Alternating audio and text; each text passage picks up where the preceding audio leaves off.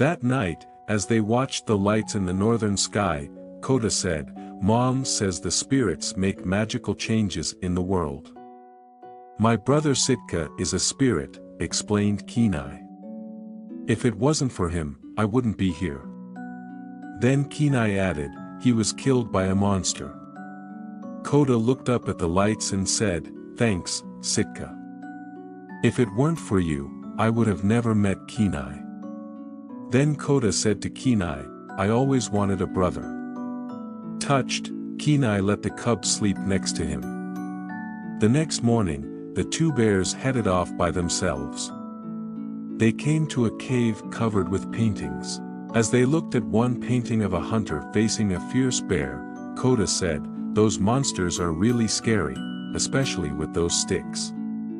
Kenai was shocked to learn Koda saw humans as monsters. Kenai had thought the bears were the monsters. But now Kenai wasn't sure what he believed. Later, the two bears came to a valley with spurting geysers. Koda remembered that the salmon run was just on the other side. As they made their way through the valley, the little bear was as playful as ever. But suddenly Koda stopped playing. Thwack! A spear just missed Kenai by inches. Denahi had found them.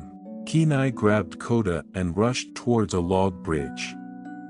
They were halfway across the bridge when Denahi cut the log loose. Kenai tossed Koda up to safe ground, then scrambled to safety just as the bridge collapsed.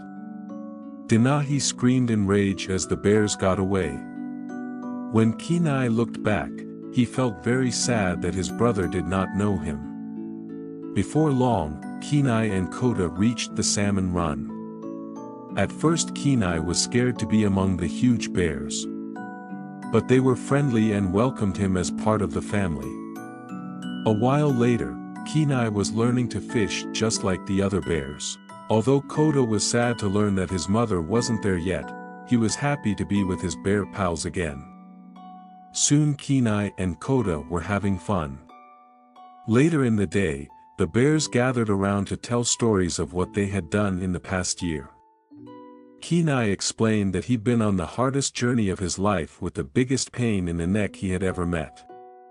"But what do you expect from a little brother?" Kenai added, looking at Koda. Then it was Koda's turn.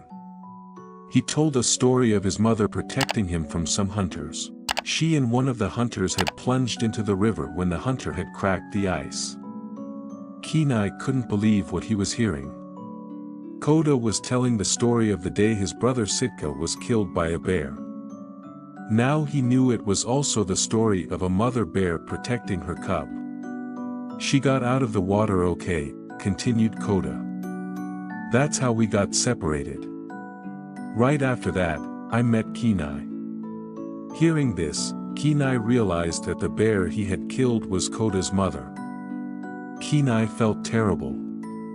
Kenai felt so badly that he ran away. But Koda finally found him. Kenai knew he had to tell the cub the truth. "Koda," Kenai began, "I have a story to tell you. It's mostly about a monster." Then Kenai explained he had done something very wrong. "Your mother's not coming back," he finished sadly. Overwhelmed by the news, Koda ran away from Kenai. Having no way to make things better, Kenai began to climb the mountain where the lights touched the earth. After he reached the top, Kenai called for Sitka. A strange figure moved towards Kenai. It was Denahi. But Denahi did not see his brother Kenai. What he saw was the bear on whom he had sworn revenge. Denahi ran at Kenai with his spear. Just then Koda came charging to protect Kenai. The little cub had decided to follow Kenai after all. He knocked into Denahi and ran off with his spear. Denahi angrily took off after Koda. "Leave him alone," roared Kenai, risking his own life to protect Koda. Suddenly there was a large flash of light. A great eagle appeared and picked Kenai off the ground. Magical lights began to swirl. Kenai was a human once again. Denahi was confused and amazed. The bear he had just been trying to kill was his brother. The eagle spirit of Sitka had turned Kenai into a bear to help him learn his gift of love. As a bear, Kenai had just demonstrated a deep love for Koda. He was willing to give his own life to protect him. Awestruck, Kenai looked down at his human body as Sitka changed from an eagle to his human spirit form. Then Kenai spotted a terrified Koda hiding behind a boulder. "Koda, don't be afraid," said Kenai. "It's me." Denahi placed the bear totem around Kenai's neck. The totem reminded Kenai that little Koda needed someone to protect him. "He needs me," Kenai explained to his brothers. He wanted to be a bear again. "It's all right," said Denahi. "No matter what you choose, you will always be my little brother." The two brothers embraced. Then with a burst of swirling light, Sitka turned Kenai back into a bear again. Denahi looked up at his brother, who was now an enormous bear. "Did I say little?" Then Kenai, Denahi, and Koda watched the sky as Sitka turned into an eagle and flew back into the magical lights to join the great spirits. It was time for another ceremony in the village. It was Kenai's turn to put his mark on the ceremonial wall to prove that he had learned the way of his totem and was now an adult. With Koda and the villagers watching, Denahi helped Kenai place his paw print on the wall among the handprints of their ancestors.